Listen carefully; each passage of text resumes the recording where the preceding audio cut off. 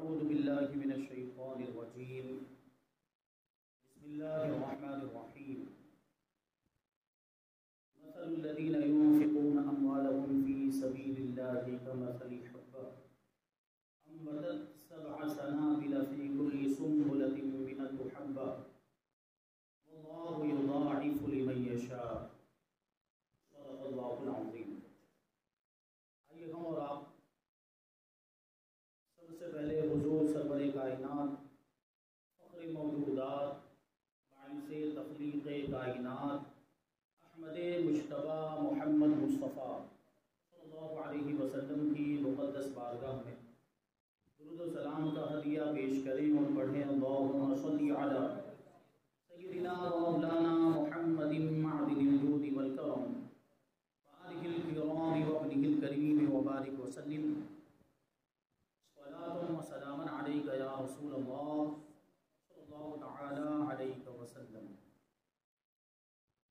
عزیزان ملت اسلامیہ، آج انشاءاللہ تبارک و تعالی صدقے کی اہمیت و فضیلت پر گفتگو ہوگی. صدقہ کرنا بہت اچھی بات ہے، بڑے ثواب کا کام ہے، اور صدقہ بلاؤں کو ٹال دیتا ہے، مصیبتوں کو دور کر دیا کرتا ہے، مشکلیں صدقے کی وجہ سے آسان ہو جاتی ہیں، بیماریاں دور ہو جاتی ہیں، اور صدقے کی وجہ سے آدمی بری موت سے بچ جایا کرتا ہے. صدقہ اگر آپ پابندی کے ساتھ کرتے رہیں، اگرچہ تھوڑا سا ہی روزانہ 10 روپے ہی کیوں نہ ہو، روزانہ صبح کے وقت آپ 10 روپے کسی ضرورت مند کو صدقے کی نیت سے دے دیں، کسی حاجت مند کو، کسی مستحق اور حقدار کو صرف 10 روپے اپنی طاقت کے مطابق. اگر آپ کے اندر استطاعت ہے تو زیادہ بھی دے سکتے ہیں، لیکن 10 روپیہ دیں تو اس کی بھی اپنی ایک اہمیت اور فضیلت ہے. روزانہ صبح کے وقت گھر سے باہر نکلتے وقت، کاروبار کے لیے جاتے وقت صدقہ کر کے جائیں تو اللہ تبارک و تعالیٰ کے فضل و کرم سے یہ امید ہے کہ وہ پورا دن آپ کا اللہ تبارک و تعالیٰ کی حفاظت میں گزرے گا. یعنی آپ اس دن بلاؤں سے، آفتوں سے، مصیبتوں سے محفوظ رہیں گے. اللہ تبارک و تعالیٰ اس صدقے کی برکت سے آپ کی حفاظت فرمائے گا. صدقہ کرنا، خیرات کرنا، غریبوں کی مدد کرنا، یتیموں کی مدد کرنا، ضرورت مندوں کی ضرورت کو پورا کر دینا، بیواؤں کا خیال کرنا، اور مدرسوں میں دینا، دارالعلوم میں دینا، مسجدوں میں دینا، یہ سب جو کام ہیں یہ بڑے ثواب کے کام ہیں. ان کی وجہ سے دنیا میں بھی فائدہ ملتا ہے اور آخرت میں تو اس کا ثواب ملنا ہی، اور اتنا زیادہ ثواب ملے گا کہ ہم دنیا میں رہتے ہوئے اس کا اندازہ بھی نہیں لگا سکتے. آدمی جب کنجوس ہوتا ہے نا، بخیل، تو وہ یہ سوچتا ہے کہ میں صدقہ کروں گا، میں کسی کی مدد کروں گا تو میرا مال کم ہو جائے گا. یہ اس کی سوچ جو ہے وہ انتہائی غلط ہے. صدقہ کرنے سے، غریبوں کی مدد کرنے سے، زکوٰۃ، فطرہ یہ تو واجب ہے، وہ تو اگر مالک نصاب ہے تو ادا کرنا ہی ہے زکوٰۃ اور فطرہ. اس کے علاوہ بھی صدقات و خیرات کرنے سے مال کم نہیں ہوتا بلکہ مال بڑھتا ہے، اس میں اضافہ ہوتا ہے، اس میں برکت ہوتی، کیونکہ اللہ تبارک و تعالیٰ خود ارشاد فرماتا ہے، اور اللہ کا فرمان جھوٹا نہیں ہو سکتا. ہمارا رب سچا ہے، وہ پروردگار، وہ فرماتا ہے قرآن پاک کے اندر یمحق اللہ الربا ویربی الصدقات. اللہ تبارک و تعالیٰ سود کو مٹاتا ہے، سود کو کم کرتا ہے، سود کی برکت کو، سود میں کوئی برکت نہیں ہے، جبکہ اللہ تبارک و تعالیٰ صدقات کو بڑھاتا ہے، صدقات میں برکت عطا فرماتا ہے، صدقات و خیرات میں اور اضافہ فرماتا ہے. یعنی آدمی جب صدقہ کرتا ہے تو اللہ تبارک و تعالیٰ اس کے مال میں اور زیادہ برکتیں عطا فرماتا ہے. آپ دیکھیں گے، آپ خود اس کا تجربہ کر سکتے ہیں. آپ صدقات و خیرات کر کے دیکھیں، زکوٰۃ پابندی سے ادا کریں اگر مالک نصاب ہیں، فطرہ بھی ادا کریں تو دن بدن آپ کے مال میں برکت ہوگی. آپ دیکھیں کہ جو لوگ پابندی کے ساتھ زکوٰۃ ادا کرتے ہیں تو سال بہ سال ان کے مال میں اضافہ ہوتا ہے، ان کے مال میں برکت ہوتی. پچھلے سال اگر 2000 کی زکوٰۃ نکالی، اس سال 5000 کی زکوٰۃ نکال رہے ہوتے ہیں، پھر آئندہ سال اور برکت ہو جاتی تو 10,000 کی زکوٰۃ نکال رہے ہوتے ہیں. اس طرح ان کے مال میں برکت ہوتی ہی چلی جاتی ہے.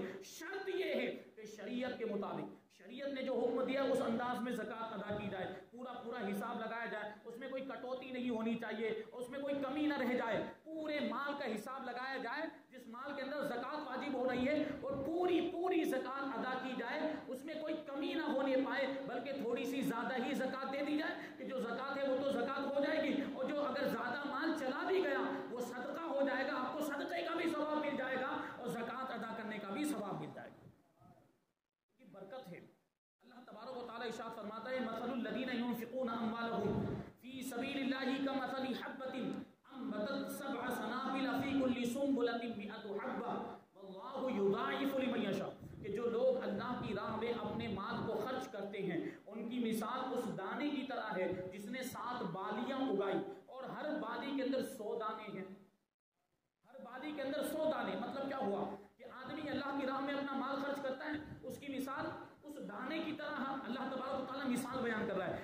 آپ جو کھیتی باڑی کرنے والے بات کو سمجھ رہے ہوں گے کہ پہلے بیج بویا جاتا ہے، زمین کو ہموار کرنے کے بعد، زمین میں ہل جوتنے کے بعد اس میں بیج ڈالا جاتا ہے، پھر اس بیج میں سے بالی نکلتی ہے، اور ایک بالی نہیں نکلتی ہے، اس میں سے کئی بالیاں نکلتی ہے، بسا اوقات 7 بالیاں یا 7 سے زیادہ بھی۔ تو پروردگار نے اس کو بیان کیا تناسب کے ساتھ، عام طور پر 7 بالیاں نکلتی ہیں۔ تو اللہ تبارک و تعالیٰ ارشاد فرماتا ہے کہ مال خرچ کرنے والوں کی مثال اس دانے کی طرح ہے جس میں سے 7 بالیاں نکلی اور ہر بالی میں 100 دانے۔ اب بتاؤ کتنے دانے ہو گئے؟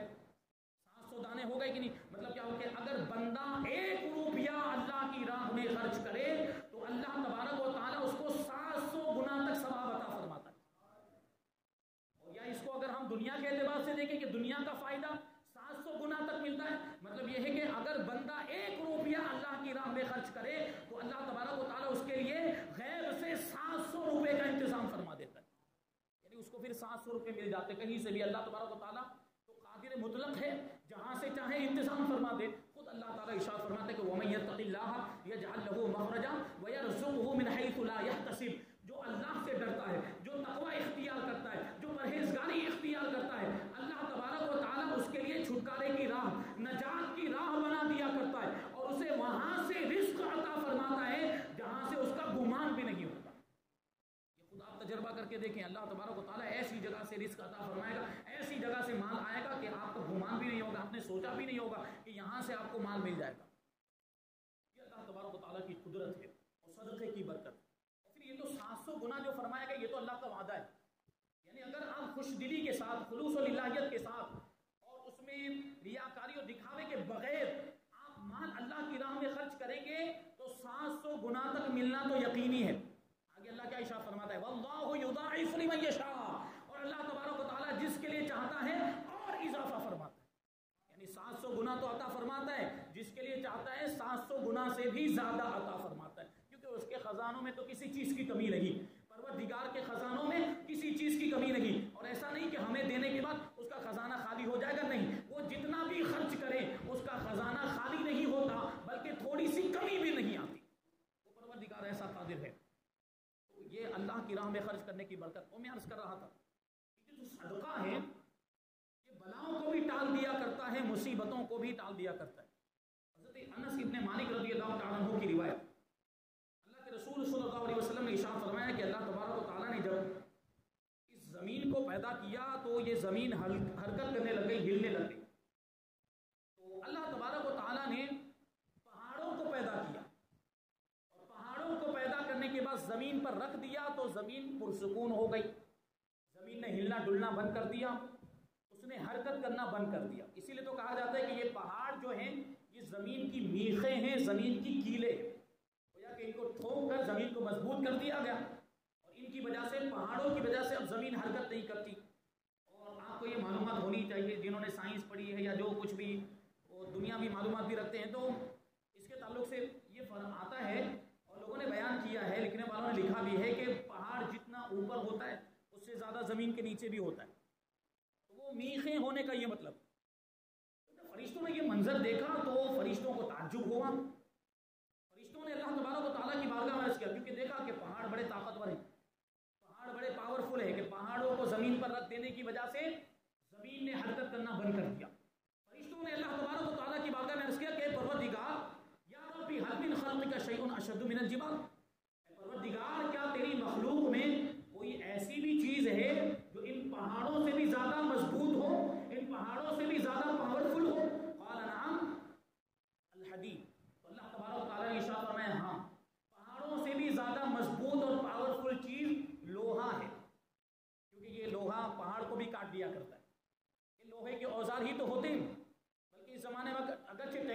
نے ترقی کر لی، جو مشینیں بنائی جاتی وہ بھی تو لوہے کی ہوتی ہیں، ان سے پہاڑوں کو کاٹ دیا جاتا ہے، بسا اوقات بڑے بڑے پہاڑوں میں سرنگیں بنا لی جاتی۔ تو مطلب کیا ہوا کہ یہ لوہا پہاڑ سے بھی زیادہ طاقتور ہوا۔ تو فرشتوں نے مزید آگے سوال پوچھا، یا ربی هل من خلقک شیء اشد من الحدید، اے پروردگار کیا تیری مخلوق میں کوئی ایسی بھی چیز ہے جو لوہے سے بھی زیادہ مضبوط ہو، جو لوہے سے بھی زیادہ پاورفل اور طاقتور ہو؟ تو اللہ تبارک و تعالیٰ نے ارشاد فرمایا نعم النار، اللہ تبارک و تعالیٰ نے ارشاد فرمایا ہاں ایک چیز ہے جو لوہے سے بھی زیادہ پاورفل ہے، اور وہ چیز ہے آگ، کیونکہ آگ لوہے کو بھی پگھلا دیا کرتی، لوہے کو آگ کے اندر ڈالا جائے کچھ دیر گزرے گی کہ لوہا پگھل جائے گا، تو پتہ کیا چلا کہ آگ جو ہے وہ لوہے سے بھی زیادہ طاقتور ہے۔ فرشتوں نے اس پر بس نہیں کیا، فرشتوں کو سوال کرتے ہیں یا ربی هل من خلقک شیء اشد من النار، عرض کرتے ہیں پروردگار کیا تیری مخلوق میں کوئی ایسی بھی چیز ہے جو آگ سے بھی زیادہ پاورفل ہو، جو آگ سے بھی زیادہ مضبوط اور طاقتور ہو؟ تو اللہ تبارک و تعالیٰ نے ارشاد فرمایا نعم الماء، ہاں ہے ایسی چیز جو آگ سے بھی زیادہ پاورفل ہو، وہ ہے پانی، کیونکہ پانی آگ کو بجھا دیا کرتا ہے، پانی آگ کو بھی بجھا دیتا ہے، مطلب پانی آگ سے بھی زیادہ پاورفل۔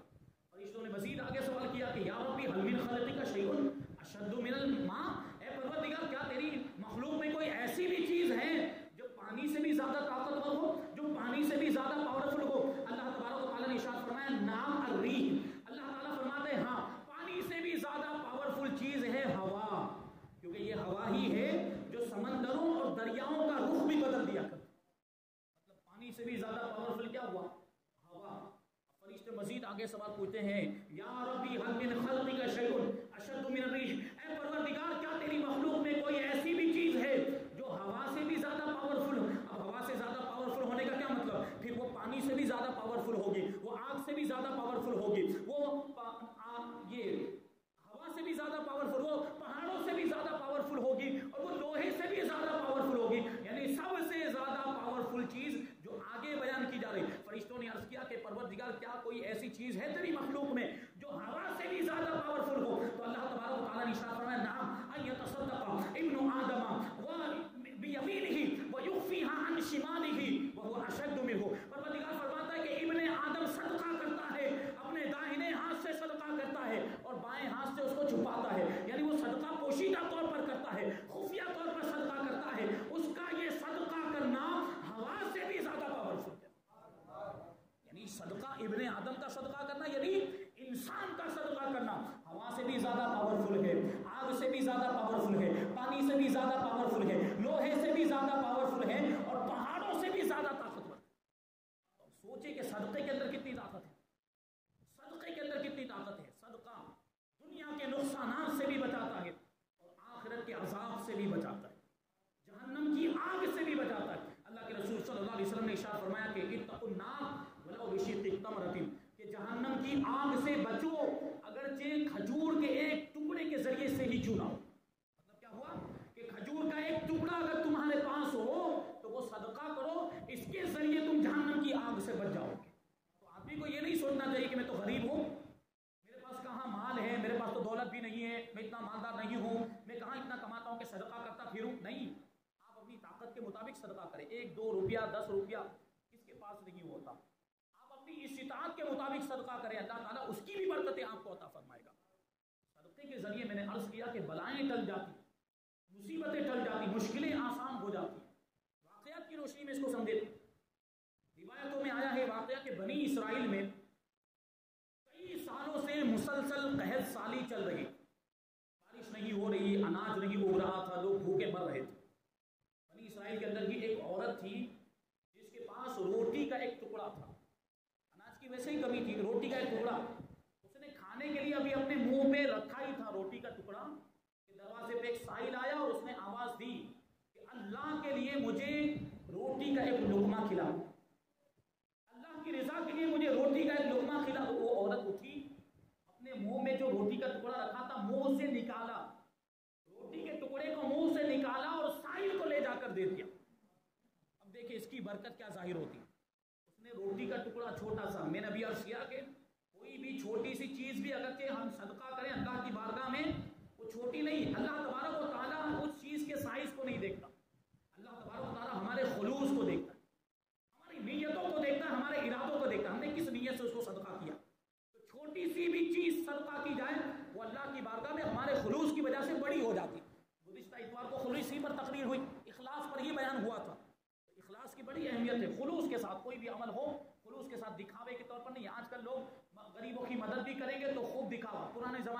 کہا جاتا تھا نیکی کر دریا میں ڈال، لیکن آج اس کا حال الٹا ہو گیا، نیکی کر سوشل میڈیا پہ ڈال۔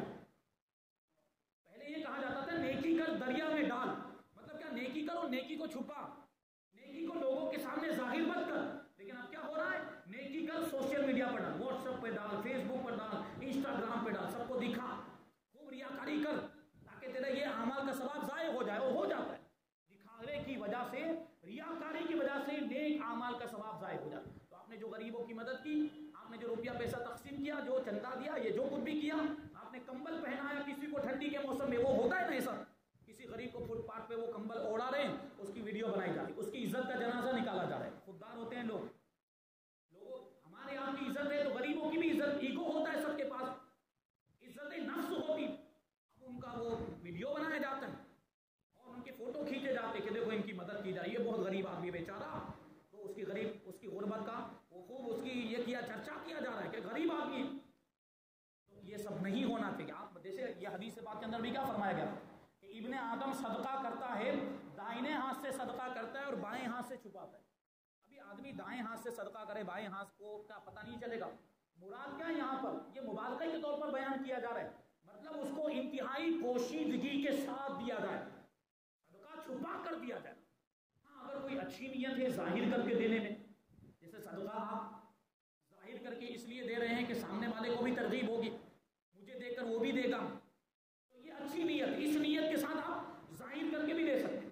ہاں جو صدقات واجبہ ہیں ان کو ظاہر کر کے دینا ہی بہتر ہے، زکوٰۃ اور فطرہ وغیرہ اس کو ظاہر کر کے دینا ہی بہتر ہے، کیونکہ اگر آپ زکوٰۃ بھی چھپا کر دیں گے، اگر آپ صدقات واجبہ بھی چھپا کر دیں گے، صدقہ فطر بھی چھپا کر دیں گے تو آپ پر تہمت لگے گی، لوگ کہیں گے اس کو تو کبھی ہم نے زکوٰۃ دیتے ہوئے دیکھا ہی نہیں، لوگ کہیں گے اس کو تو ہم نے کبھی فطرہ ادا کرتے ہوئے دیکھا ہی نہیں، یہ نہیں دیتا ہوگا، یہ زکوٰۃ ادا نہیں کرتا ہوگا، یہ فطرہ نہیں دیتا ہوگا، تو یہ بدگمانی ہوگی، لوگ تہمت لگائیں گے۔ اس لیے یہ صدقات واجبہ میں بہتر یہ ہے کہ اس کو ظاہر کر کے دیا جائے، اور صدقات نافلہ میں بہتر یہ ہے کہ اس کو چھپا کر دیا جائے، پوشیدگی میں دیا جائے، تاکہ ریاکاری کا اس میں کوئی شبہ بھی نہ ہونے پائے۔ تو آج کل ایسا ہو رہا ہے، نیکی کر رہے ہیں اور اس کو سوشل میڈیا پر ڈال رہے ہیں، یہ نہیں ہونا چاہیے۔ تو میں عرض کر رہا تھا کہ اس نے وہ روٹی کا ٹکڑا، عورت نے، بنی اسرائیل کی عورت نے وہ روٹی کا ٹکڑا فوراً لے جا کر وہ سائل کو، مانگنے والے کو دے دیا، اور وہ اپنے بچے کو لے کر جنگل میں گئی تاکہ وہاں سے ایندھن اکٹھا کر کے لائے۔ ایندھن مطلب لکڑیاں، چولہا جلانے کے لیے لکڑیاں لے کر آئے، یا یہ مقصد ہوگا کہ لکڑیاں لے کر آئے اور لکڑیوں کو بیچ کر کھانے کا انتظام کرے۔ وہ لکڑیاں کاٹ رہی تھی، لکڑیاں توڑنے میں مشغول تھی، لکڑیاں جمع کرنے میں مشغول تھی کہ اچانک ایک بھیڑیا آ گیا جنگل میں، اور وہ بھیڑیا اس کے لڑکے کو پکڑ کر لے گیا، بھاگ گیا۔ جیسے ہی اس نے اپنے بیٹے کی آواز سنی، چیخ و پکار سنی، تو وہ عورت بھیڑیے کے پیچھے دوڑنے لگ گئی اپنے بچے کو بچانے کے لیے۔ بچہ چیخ رہا تھا، چلا رہا تھا، یہ عورت، اب دیکھیں ماں کی ممتا، آپ کو بھی معلوم بھیڑیے کا کوئی پیچھا کر سکتا ہے، بھیڑیے کو کوئی پکڑ سکتا ہے اس کی رفتار کے اعتبار سے، وہ بھی مقابلے میں سامنے کون ہے؟ خاتون ہے، خاتون کی رفتار تو ویسے ہی کم ہوتی ہے، وہ پکڑ نہیں سکتی تھی، لیکن یہ ماں کی ممتا۔ دوسری بات کہ وہ خطرناک جانور ہے، موذی جانور، درندہ جانور ہے، اس کے باوجود بھی وہ دوڑ پڑی اس کو بچانے کے لیے۔ اپنے بچے کو اس نے نقصان کی فکر نہیں کی کہ مجھے کچھ ہو جائے گا، بھیڑیا مجھے نقصان پہنچا دے گا، مجھے کوئی ایذا پہنچا دے گا، نہیں، بس مجھے تو اپنے بچے کو بچانا ہے۔ ماں کے سامنے بس یہی بات ہوتی ہے، یہ ماں کی ممتا کا تقاضا ہوا کرتا ہے۔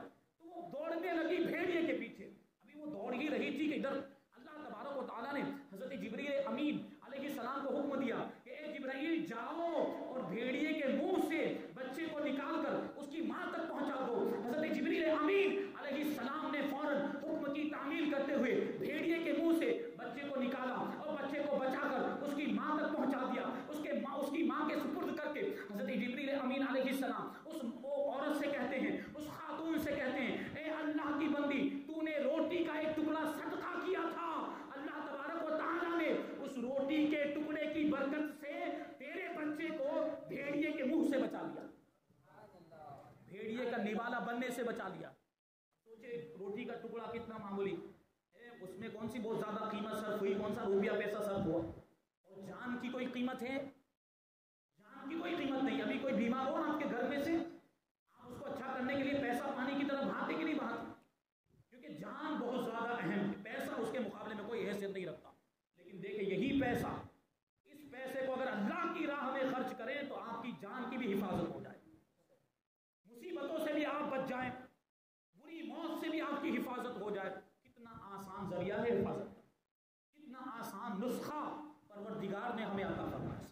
بچاتے رہیں. بخیلی نہ کریں، کنجوسی نہ کریں، کیونکہ جو لوگ بخیل ہوتے ہیں نا، جن کے ہاتھ ایسے بند ہوتے ہیں، کبھی بھی کسی کی مدد کرنے کے لیے ان کے ہاتھ ایسے کھلتے نہیں. وہ کنجوس ہوتے ہیں، کنجوس، کبھی خیرات نہیں کرتے، کبھی سخاوت نہیں کرتے، کبھی غریبوں کی مدد نہیں کرتے، کبھی صدقہ نہیں دیتے. ان کا حال کیا ہوگا آپ کو معلوم؟ حضرت ام المؤمنین عائشہ صدیقہ رضی اللہ تعالی عنہا سے روایت کہتی کہ ایک مرتبہ ایک عورت اللہ کے رسول صلی اللہ علیہ وسلم کی خدمت میں حاضر ہوئی اور عرض کرنے لگی کہ یا رسول اللہ صلی اللہ تعالی علیہ وسلم، میرا یہ داہنا ہاتھ خشک ہو گیا ہے، سوکھ گیا، اس نے کام کرنا بند کر دیا. اللہ سے دعا فرمائیں کہ میرا یہ ہاتھ ٹھیک ہو جائے، درست ہو جائے. اللہ کے رسول صلی اللہ علیہ وسلم نے وجہ پوچھی کہ تیرا ہاتھ خشک کیوں ہو گیا، یہ سوکھ کیسے گیا، اس کے پیچھے کی وجہ کیا ہے، ریزن کیا ہے، سبب کیا ہے. وہ خاتون بیان کرتی ہے کہ میں ایک رات کو سو رہی تھی کہ میں نے خواب میں دیکھا کہ قیامت قائم ہو چکی ہے، جہنم بھڑک رہی، جہنم کی آگ بھڑک رہی ہے، اور جنت کو انتہائی قریب کر دیا گیا، نزدیک کر دیا گیا، جنت کو سجا دیا گیا، اور میں نے اپنی ماں کو جہنم کی آگ میں جلتے ہوئے دیکھا. خاتون بیان کرتی ہے کہ میں نے اپنی ماں کو جہنم کی آگ میں دیکھا. تو مجھے بڑا تعجب ہوا، تو میں نے اپنی ماں سے پوچھا کہ تو بڑی اللہ تعالیٰ کی فرما برداری کرنے والی تھی، اور تیرے شوہر یعنی میرے والد بھی تجھ سے ناراض نہیں تھے، تو جہنم کی آگ میں کیسے آ گئی، جہنم کی آگ میں تجھے عذاب کیوں دیا جا رہا ہے؟ تو میری ماں نے جواب دیا کہ میں بخیل تھی، میں صدقہ نہیں کرتی تھی، اور بخیلوں کا یہی ٹھکانہ ہے، کنجوسی کرنے والوں کا، سخاوت نہ کرنے والوں کا یہی ٹھکانہ ہے جہنم میں، اس لیے مجھے ڈال دیا گیا. وہ بیان کرتی کہ میری ماں کے ہاتھ میں، دائیں ہاتھ میں چربی کا ایک ٹکڑا تھا اور بائیں ہاتھ میں ایک کپڑے کا ٹکڑا تھا، اور انہی دو چھوٹے سے ٹکڑوں کے ذریعے، چربی کے ٹکڑے کے ذریعے اور کپڑے کے ٹکڑے کے ذریعے وہ اپنے آپ کو جہنم کی آگ سے بچا رہی ہے. اب چھوٹے چھوٹے ٹکڑے تھے، وہ کیا بچا رہی تھی، لیکن پھر بھی کچھ تو اس کو راحت مل رہی تھی، چربی کے ٹکڑے سے اور کپڑے کے ٹکڑے سے اپنے آپ کو بچا رہی تھی. وہ خاتون کہتی کہ میں نے اپنی ماں سے پوچھا کہ یہ دونوں ٹکڑے کیسے، یہ چربی کا ٹکڑا کیسا ہے، یہ کپڑے کا ٹکڑا کیسا ہے، کہاں سے آیا؟ تو میری ماں جواب دیتی ہے کہ یہ دو ٹکڑے وہ ہیں جن کو میں نے دنیا میں صدقہ کیا تھا. سوچیں آپ، جن کو میں نے دنیا میں صدقہ کیا تھا، اور ان دو ٹکڑوں کے علاوہ کوئی بھی چیز میں نے صدقہ نہیں کی تھی. اب سوچیں، پوری زندگی کچھ بھی صدقہ نہیں کیا، اور اس کی وجہ سے تو جہنم میں گئی ہے، بخیلی کی وجہ سے، کنجوسی کی وجہ سے جہنم میں گئی، اور پوری زندگی وہ دو چھوٹی سی چیزیں صدقہ کی تھی، جہنم میں جانے کے باوجود بھی وہ چیزیں اس کو کام آ رہی، وہ اپنے آپ کو بچا رہی تھی اس سے. وہ خاتون کہتی میں نے اپنی والدہ سے پوچھا میرے باپ کہاں ہیں، والد صاحب کہاں ہیں؟ تو ماں جواب دیتی کہ تیرے باپ تو بڑے سخی تھے، وہ سخاوت کیا کرتے تھے، وہ جنت میں سخیوں کے درجے میں پہنچ چکے، جنت میں ہیں، اور ان کو وہ مقام ملا ہے جو سخاوت کرنے والوں کا مقام ہے، وہ وہاں پر موجود. تو وہ عورت کہتی کہ میں جنت میں گئی اپنے والد صاحب سے ملاقات کرنے کے لیے، تو میں نے اپنے والد صاحب کو وہاں پر دیکھا کہ میرے والد صاحب حضور پاک صلی اللہ علیہ وسلم کے حوض کوثر پر موجود ہیں، اور حضور صلی اللہ علیہ وسلم کی امت کو حوض کوثر کے پیالے بھر بھر کے پلا رہے ہیں. کیا مطلب ہوا؟ دیکھیں، دنیا میں سخاوت کرتے تھے، ابھی وہاں جنت میں بھی ان کی سخاوت جاری ہے، حوض کوثر سے پانی پلا رہے، یہ بھی تو ایک طرح کی سخاوت ہوئی، وہاں پر بھی ان کی سخاوت کا سلسلہ جاری ہوگا. تو وہ خاتون کہتی میں نے اپنے والد صاحب سے پوچھا، والد صاحب کی بارگاہ میں عرض کیا کہ آپ کی بیوی میری والدہ ماجدہ وہ اللہ تعالیٰ کی بھی نافرمان نہیں تھی، اور آپ کی بھی فرما بردار تھی، آپ بھی اس سے راضی تھے، پھر بھی جہنم کی آگ میں وہ جل رہی ہے، جل بھڑکتی ہوئی آگ کے اندر ان کو ڈال دیا گیا ہے. تو آپ ایک گھونٹ یہ کوثر کا، حوض کوثر کا ایک گھونٹ ان کے لیے بھی عطا کر دیں تاکہ ان کو تھوڑی آسانی ہو جائے. تو باپ نے انکار کر دیا. وہ باپ کہتا ہے کہ یہ حوض کوثر اللہ کے رسول صلی اللہ علیہ وسلم کا یہ حوض بخیلوں کے لیے اور گنہگاروں کے لیے حرام ہے. بخیلوں کو حوض کوثر کا جام پینا نصیب نہیں ہوگا، کنجوسی کرنے والوں کو. یہ بات یاد رکھیں، جن کے ہاتھ بند رہتے ہیں نا، دینی کاموں میں 1 روپیہ بھی نہیں دیں گے، اللہ کی راہ میں 1 روپیہ دینے کے لیے تیار نہیں. اور گناہوں میں خرچ کرنے کی باری آئے گی نا، جب فلم دیکھنے جانا ہے، 200 روپے 500 روپے کا ٹکٹ ہے، پھر بھی نکلیں گے پیسے. فلم دیکھنے جانا ہے، یا کوئی خرافات کرنے جانا ہے، یا کوئی گناہ کا کام کرنا ہے، تب وہ پیسے کا خیال نہیں آتا ہوں.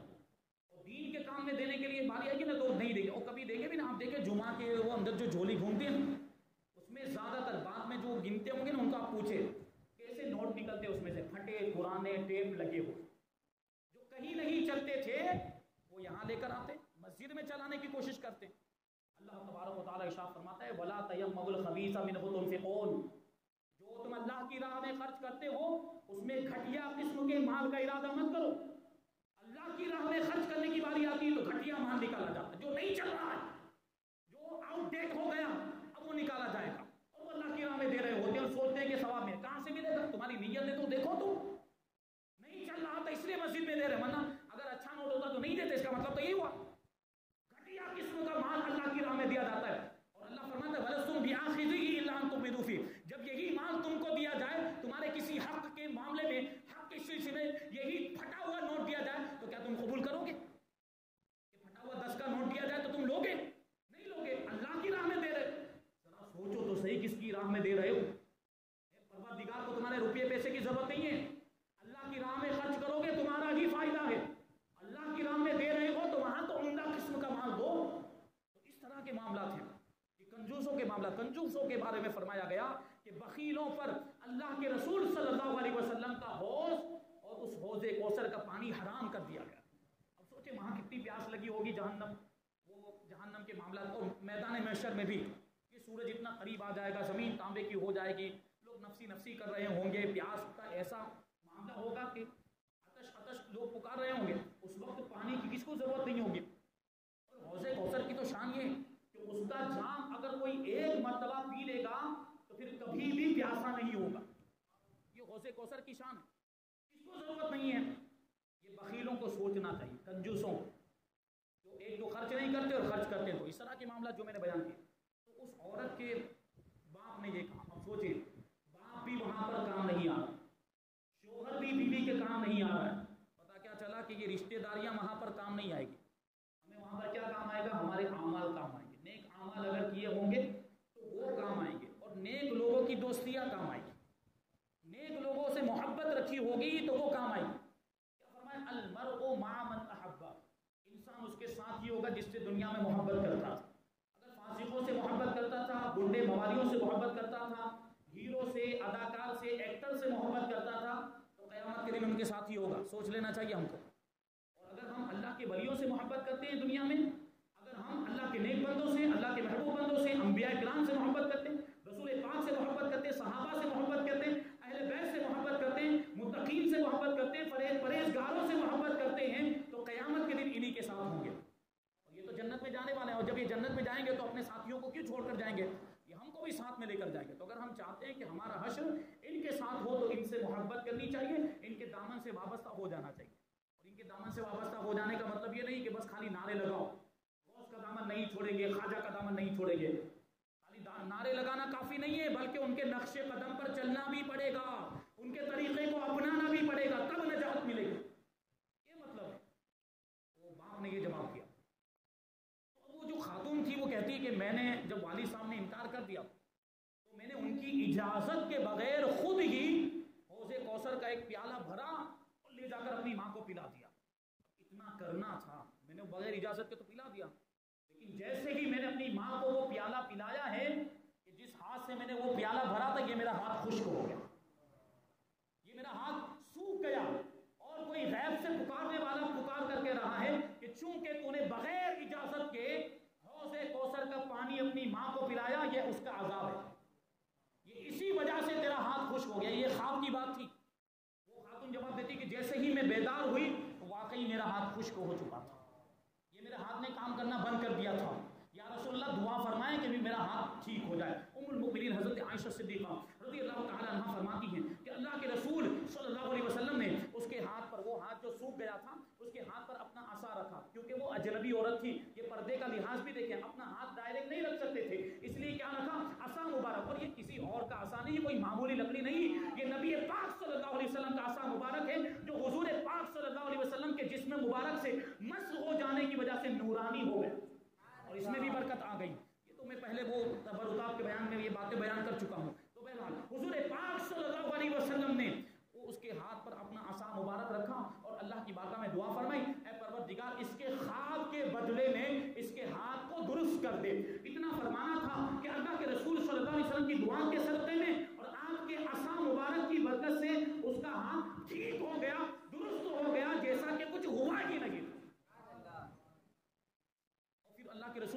نے کیا ارشاد فرمایا، اس پہ بھی غور کرنے کی ضرورت ہے۔ اس کے بعد اس کو نصیحت کرتے ہوئے اللہ کے رسول صلی اللہ علیہ وسلم ارشاد فرماتے ہیں کہ سخاوت یہ جنت کے درختوں میں سے ایک درخت ہے، جنت میں ایک درخت ہے اور اس کی ٹہنیاں، اس کی شاخیں دنیا میں لٹکی ہوئی ہے۔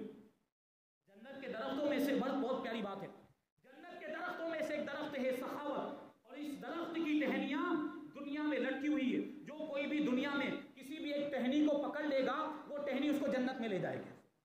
مطلب کیا ہوا کہ دنیا میں اگر سخاوت کرے گا، دنیا میں اگر صدقات و خیرات کرے گا، غریبوں کی مدد کرے گا، ضرورت مندوں کی ضرورت کا خیال کرے گا، یتیموں کی مدد کرے گا، مسکینوں کی، تنگ دستوں کی مدد کرے گا، بیواؤں کا خیال کرے گا، اللہ کی راہ میں دے گا، مدرسوں میں دے گا، مسجدوں میں دے گا، طالب علموں کو دے گا، جہاد میں ضرورت ہوگی تو وہاں دے گا، اللہ کی راہ میں جہاں بھی خرچ کرنے کی ضرورت ہوگی وہاں اپنا مال خرچ کرے گا، تو یہ مال خرچ کرنا اسے جنت میں لے جائے۔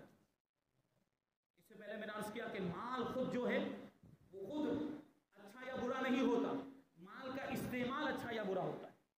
یہی مال اگر آپ اچھی جگہوں پر استعمال کریں گے، اسی مال کو اچھی جگہ پر خرچ کریں گے، اسی مال کو اللہ کی راہ میں دیں گے تو یہ مال آپ کی نجات کا ذریعہ بن جائے گا۔ لیکن اس مال کو اگر گناہوں کے کام میں خرچ کریں گے، جیسے میں نے ابھی عرض کیا کہ ٹکٹ خریدیں گے فلم دیکھنے کے لیے یا گناہوں کے کام کے لیے مال خرچ کریں گے تو یہی مال آپ کے لیے وبال جان بن جائے گا۔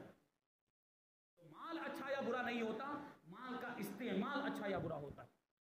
آگے حضور نے ارشاد فرمایا کہ بخیلی یہ جہنم کا ایک درخت ہے، کنجوسی یہ جہنم کا ایک درخت ہے اور اس کی ٹہنیاں بھی دنیا میں لٹکی ہوئی ہے، اور جو ان ٹہنیوں میں سے کوئی ایک ٹہنی پکڑ لے گا وہ ٹہنی اسے جہنم میں لے جائے گی۔ اگر سخاوت کی ٹہنی جنت میں لے جائے گی تو بخیلی کی ٹہنی کہاں لے جائے گی؟ جہنم میں لے جائے گی۔ تو ہمیں اب دیکھنا ہے ہم جنت میں جانا چاہتے ہیں یا جہنم میں جانا چاہتے ہیں۔ اگر ہم جنت میں جانا چاہتے ہیں تو ہاتھ کو کھولیں۔ ہاتھ کھولنے کا مطلب یہ نہیں کہ بس ایسے کھول کے رکھ دیا، نہیں، صدقہ کریں، خیرات کریں۔ صدقے کی بڑی فضیلت ہے، صدقے کے بڑے واقعات ہیں۔ ایک واقعہ بیان کر کے اپنی بات کو ختم کر دوں کہ صدقہ کرنے کی برکت۔ حضرت سلیمان علیہ السلام کے زمانے کا واقعہ۔ حضرت سلیمان علیہ السلام پوری دنیا کے بادشاہ، اور صرف انسانوں پر حکومت نہیں ہے، جانوروں پر بھی حکومت ہے، پرندوں پر بھی حکومت، ہوا پر بھی حکومت، پانی پر بھی حکومت، جنات پر بھی حکومت۔ اللہ تبارک و تعالیٰ نے ایسی بادشاہت عطا فرمائی تھی۔ ایک مرتبہ بیٹھے ہوئے تھے حضرت سلیمان علیہ السلام اپنے دربار میں کہ ایک چیل آئی۔ اب جانوروں پرندوں کے بھی بادشاہ ہیں تو ظاہر سی بات جو جس کا بادشاہ ہے اس کی فریاد رسی بھی کرنی پڑے گی، اس کی خبر گیری بھی کرنی پڑے گی، اس کی ضرورتوں کو پورا کرنا پڑے گا۔ بادشاہ ہونے کا پھر کیا مطلب ہوا؟ رعایا کا خیال کرنا۔ تو رعایا میں تو پھر پرندے بھی آتے ہیں، حضرت سلیمان علیہ السلام کی رعایا۔ تو وہ چیل آئی، حضرت سلیمان علیہ السلام کی بارگاہ میں عرض کرنے لگے کہ حضرت میں نے ایک آدمی کے درخت پر گھونسلہ بنایا اور اس میں نے انڈے دیے، انڈے سے جب بچے نکلے چوزے، تو اس درخت کے مالک نے ان چوزوں کو اٹھا لیا، میرے بچوں کو اٹھا لیا۔ تو حضور اس سے کچھ کہیں کہ میرے بچوں کو اس طریقے سے نقصان نہ پہنچا۔ تو حضرت سلیمان علیہ السلام نے اس آدمی کو بلوایا اور اس کو نصیحت کی، آئندہ ایسا ہونا نہیں چاہیے، آئندہ یہ اس کے چوزوں کو، یہ چیل جب وہاں پر بچے دے، انڈے دے، تو اس میں سے جب بچے نکلے ان بچوں کو اٹھانا مت۔ اور ساتھ ہی ساتھ حضرت سلیمان علیہ السلام نے 2 شیطانوں کو بلایا، جنات پر بھی حکومت تھی، شریر جنات کو بلایا، خبیث جنات کو بلایا، اور ان دونوں جنات اور دونوں شیطانوں سے کیا فرمایا؟ آئندہ سال جب یہ چیل اس درخت پر گھونسلے کے اندر جب بچے دے گی، اگر یہ ان بچوں کو اٹھانے کے لیے آئے، یہ درخت کا مالک اگر ان بچوں کو، ان چوزوں کو اٹھانے کے لیے آئے تو اس کے 2 ٹکڑے کر دینا، 2 ٹکڑے کر کے ایک ٹکڑا مشرق میں پھینک دینا اور دوسرا ٹکڑا مغرب میں پھینک دینا، یہ فرمایا۔ وہ بات آئی گئی ہو گئی، دن گزرے، 1 سال گزر گیا، پھر وہ چیل نے اسی گھونسلے کے اندر انڈے رکھے، وہ انڈوں کو سیا، اس میں سے چوزے نکلے۔ اب یہ جو آدمی تھا، جو درخت کا مالک، وہ حضرت سلیمان علیہ السلام کی بات کو بھول گیا، جو وعدہ کیا تھا وہ بھول گیا۔ اب اس نے وہ چوزوں کو اٹھانے کا ارادہ کیا اور درخت پہ چڑھنا ہی چاہتا تھا۔ ایک مانگنے والا آیا، ایک سائل آیا، اس نے روٹی کا ایک ٹکڑا اس سائل کو صدقے کے طور پر دے دیا۔ درخت پر چڑھنے سے پہلے اس نے روٹی کا ٹکڑا صدقہ کیا، معمولی سی چیز ہے، روٹی کا ٹکڑا اس کو اس نے صدقہ کر دیا، ایک مسلمان فقیر کو، سائل کو دے دیا، اور پھر وہ درخت پر چڑھا بھی، چوزوں کو اٹھایا بھی اور چوزے لے کر آ بھی گیا، اس کو کچھ نقصان نہیں پہنچا۔ وہ چیل کا تو نقصان ہوا ہے، چیل کے تو بچے، وہ چیل دوبارہ حضرت سلیمان علیہ السلام کی بارگاہ میں آئی اور وہی شکایت کی، پھر ایسا معاملہ ہوا، اس نے میرے بچوں کو اٹھا لیا۔ حضرت سلیمان علیہ السلام نے وہ 2 شیطانوں کو بلایا، جو خبیث جنات تھے ان کو بلایا اور ان کو سزا دینے کا ارادہ فرمایا، ارشاد فرمایا کہ میں نے تم کو جو کام سونپا تھا، جس کام کا میں نے تمہیں حکم دیا تھا، وہ کام تم نے کیا کیوں نہیں؟ کیا حکم دیا تھا حضرت سلیمان علیہ السلام نے کہ یہ جب اس کے بچوں کو پکڑنے کے لیے تو کیا کرنا ہے، اس کے 2 ٹکڑے کر دینا، تم نے کیے کیوں نہیں کیے؟ وہ 2 جنات جواب دیتے ہیں کہ حضرت اس میں ہمارا کوئی قصور نہیں ہے، اس میں ہمارا کوئی قصور نہیں، ہوا یوں کہ جب یہ درخت پر چڑھنے لگا تو درخت پر چڑھنے سے پہلے اس نے روٹی کا ایک ٹکڑا صدقہ کیا تھا، اسی صدقے کی برکت تھی کہ اللہ تبارک و تعالیٰ نے 2 فرشتے اس کی مدد کے لیے بھیجے، اللہ تبارک و تعالیٰ نے 2 فرشتے بھیجے اور ان دونوں فرشتوں میں سے ہر ایک نے ہم میں سے ہر ایک کو پکڑ لیا، دونوں جناتوں میں سے ہر ایک کو پکڑ لیا، اور ایک فرشتے نے ہم میں سے ایک کو مشرق میں لے جا کر پھینک دیا اور دوسرے کو مغرب میں لے جا کر پھینک دیا۔ اس طریقے سے اس شخص کی ان دونوں فرشتوں نے حفاظت کی اور اس کو ہم سے بچا لیا اور ہم اس کو کوئی نقصان نہیں پہنچا پائے۔ سوچے دیکھیے صدقہ کرنے کی برکت، یہ صدقہ کرنے کی وجہ سے وہ آدمی قتل ہونے سے بچ گیا، اس کی جان کی حفاظت ہو گئی، کیونکہ صدقے کی برکتیں ہیں۔ صدقہ کرتے رہنا چاہیے، خیرات کرتے رہنا چاہیے، اپنی طاقت اور استطاعت کے مطابق جتنا بھی آپ کر سکتے ہو، اور اللہ کی راہ میں دیں، ضرورت مندوں کو دیں، جو بھی اس کے مستحق اور حقدار ہیں ان کو دیں۔